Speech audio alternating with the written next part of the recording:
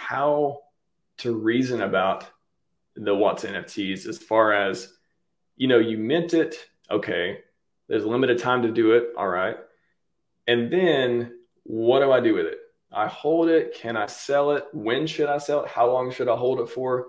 So based on the data you've seen and just, what you can reason about at this point too, I mean, how do you need to hang on to it 6 months before it even accrues the value you put into it?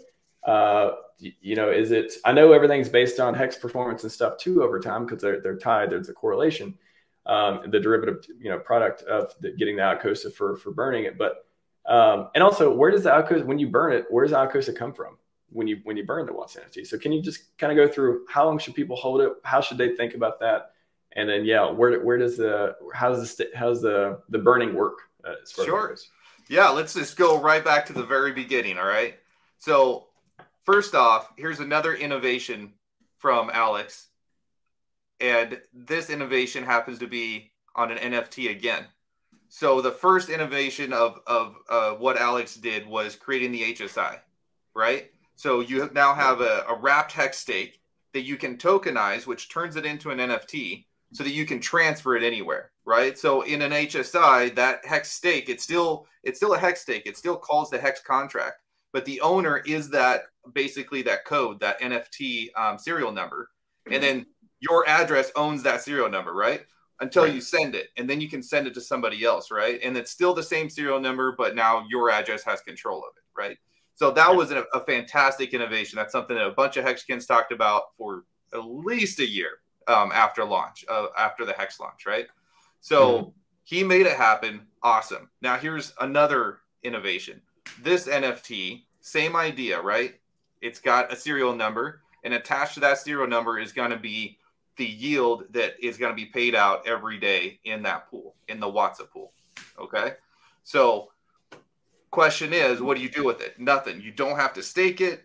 You can move it from wallet to wallet. You can sell it to a buddy or loan it to a buddy, and he can send it back to you. Like if you're close friends, right? Don't just give it to anybody. But I'm just saying, the point is it can transfer hands.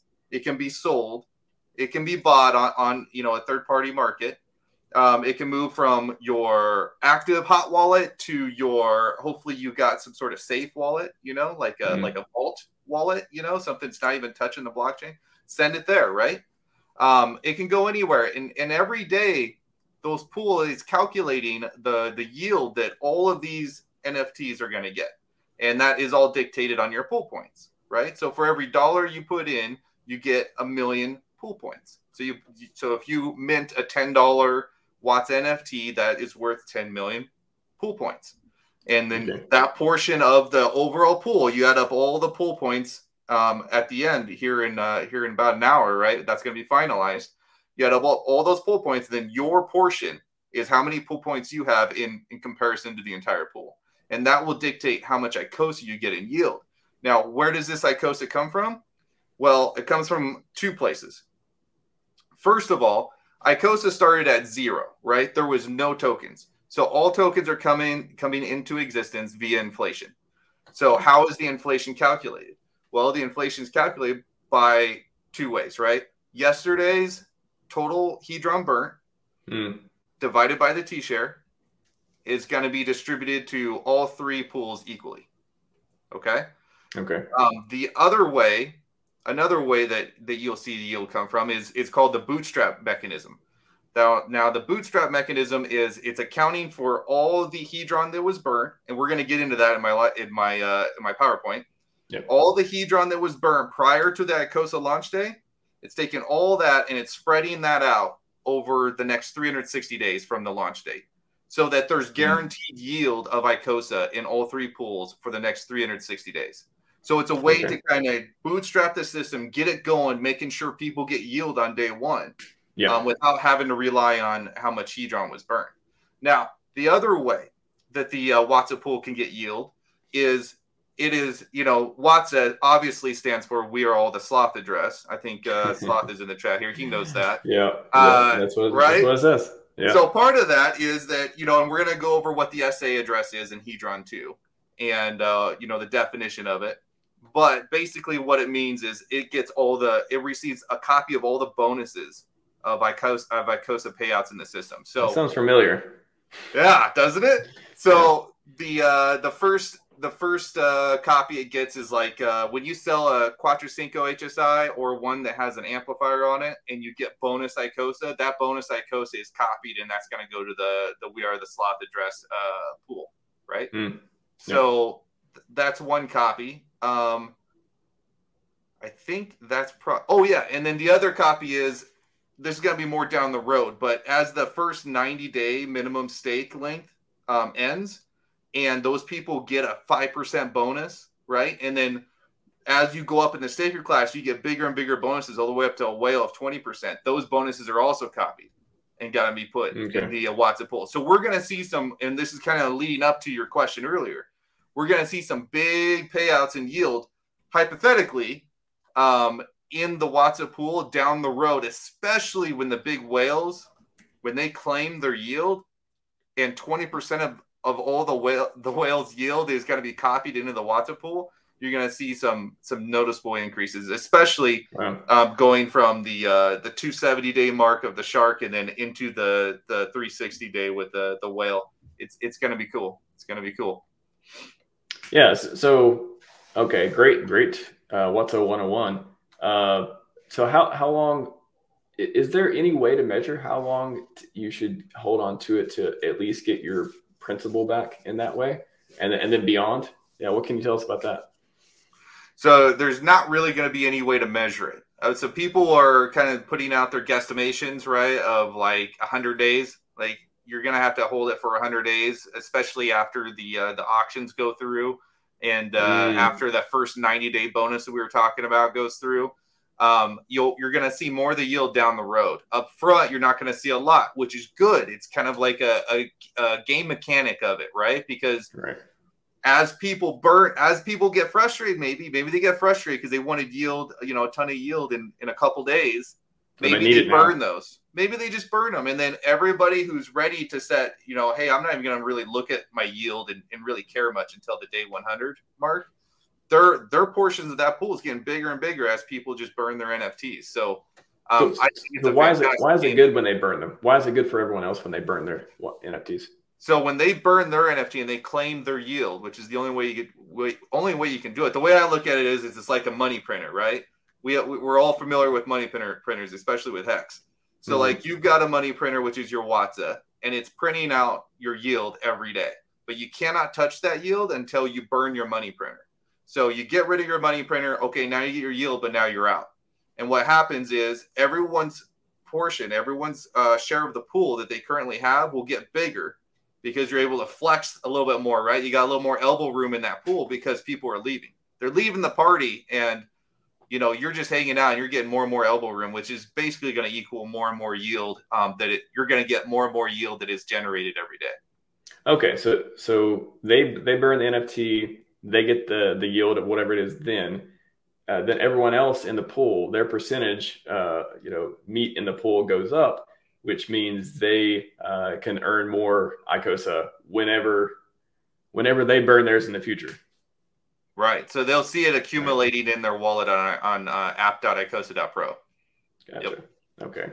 And so maybe 100 days, maybe 180 days, whatever it is to get before, some big events are coming up, like the HSI auctions. What is that, November or something like that? Yeah, it's going to be like around the 14th. Yeah, like 80 days or something from now, I guess. Yeah.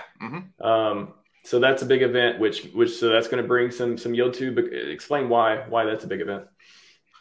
Ooh, so this is a big one. So on day 90 from the ICOSA launch, that's when that's 90 days after we saw the big flood of HSIs hitting the ICOSA contract. So people selling their HSIs in order to get ICOSA, get the first ICOSA on the market, and to stake it or do whatever they want with it, right? Well, what happens is, as you sell those HSIs, you sell them to the contract, and the contract automatically borrows upon those. And the only function it has in the code is just to receive and borrow, right? That's it. It's never gonna pay back what it borrowed. So what happens is after 30 days, it's delinquent. After 60 days, it's missed 2 payments, right? And then at day 90, it's going to be available for liquidation. So what that means is on day 90, you should be able to, I'm hoping that by that time, you should be able to be on the app.icosa.pro website. And under the Hedron tab, you should see HSI auctions in there with a lot of great statistics. I'm hoping. I'm not expecting anything. I'm just hoping, right? And under there, you'll see those HSIs now have an action button on them. And the action button is going to be to liquidate. So anybody who's on there at that point in time can go through and start liquidating. Now you got to pay the gas fee to liquidate it, and you got to pay the initial Hedron bid for it to get it started. And once that starts, it's going to start a 24-hour clock on that particular HSI that you liquidated, and to allow people to bid on it and outbid you, and you can come back in and outbid them all the way up for 24 hours. And at the 24-hour mark, as long as nobody else is bidding in the last 5 minutes, then that final bidder wins that HSI. And basically it says you won, and then you click receive or claim, something like that, and then it comes to your wallet, right? And now you're the owner of that HSI with all the hex and Hedron and everything attached to it. Right. Okay. So there's a couple of mechanics in play here.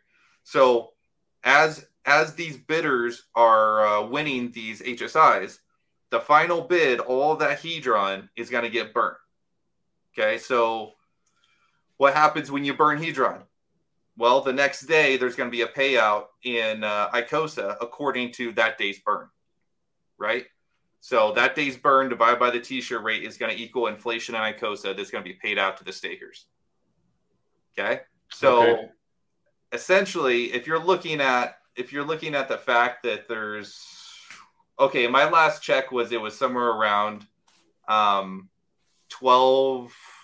million, $12.5 million worth of hex that is all going to be hitting the markets through those first 10 days or so.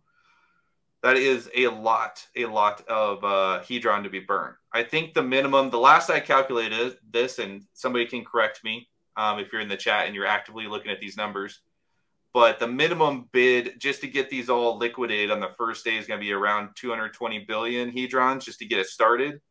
And then if they bid up, say they bid up to fair value, then that's going to be somewhere in the range of 6 trillion Hedron. Now, mind you, these numbers will change. If Hedron's on a run right now, the higher Hedron goes up in price, the lower the numbers I just gave you are going to be, except for the minimum. The fair value price in terms of Hedron will go down as the price of Hedron goes up, right?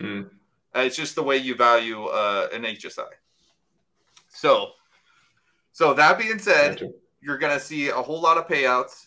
You might also see a lot of people flipping these, right? So they win the auction, they get the HSI, they immediately sell it back to the contract so that they can get ICOSA for it, which automatically borrows the Hedron on that HSI, which then will pay out in the ICOSA staking pool that Hedron the next day, right? Because all that borrowed Hedron from these HSIs, that's where the Hedron comes from in the ICOSA staking pool. You follow? Beautiful. Yeah. It's just like this. There's all these, if there was a chart, and there's a few charts floating around too, but it's just all these arrows going to different places of payouts and just the positive feedback loops everywhere. So it's going to be amazing. It's going to be exciting times. And hopefully we're going to get a bunch of people to cover this and live stream it for sure. Yes. I had a question. So just playing off of Sloth's point here, you hold forever. You think in the future, you have any idea if people are going to be, you'll be able to take loans against your WAASTA NFTs where you never have to burn them. You can just, use them as collateral somewhere. Is there any discussions or you think that's something that's coming up? Just possibilities. Right now, the official statement is no expectations, right? But you can see, if you look at how the HSIs are treated by the Hedron contract, right? And how people are able to send those back and forth and just the whole economy behind NFTs in general.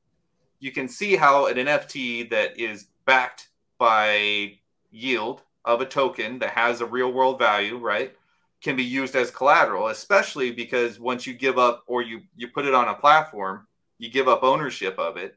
Then if you get liquidated, then it can be taken and used as collateral, right? So I don't see any reason why somebody doesn't build something like that. Is that the kind of one of the possible end games for a lot of the derivative plays on Hex too, is just the maximum collateralization of these assets, whether it be NFTs or otherwise. Like, does that give us a leg up price performance on things if things just keep getting like turtles all the way down collateralization, or does that create this like house of cards? Like, what do you think on that? No, I think it's quite the opposite. What I think it does is it brings adoption. Why? Because we have tools that is backed by something as amazing as Hex and the T-share rate. And we can now replace real world stuff where you have to deal with banks, right? With something that is immutable, right? That is 100% uptime, right? That is no middleman, no fees, just kind of you and the contract. This is the sort of stuff that draws people into crypto in the first place. Like a lot of people do come for the mad gains for sure, but they stay for some of the tech, right? They really get excited about it. I'm one of those people. And over time, what's going to happen is we're going to build an ecosystem, which is the RH ecosystem technically, right? That is going to be the only game in town. Like it's going to be the only respectable game in town. And so people are going to come for the products and the derivatives that are built on the Hex ecosystem, and they're going to stay because it's very sticky. All of these, all the tokenomics and all the kind of ways you can play each part of the system, and what parts are you excited about? What parts, do you not play? You have all this optionality that's going to bring in a wide variety of people, and they're all going to stick around. And this is going to create adoption, and this should help number go up, right?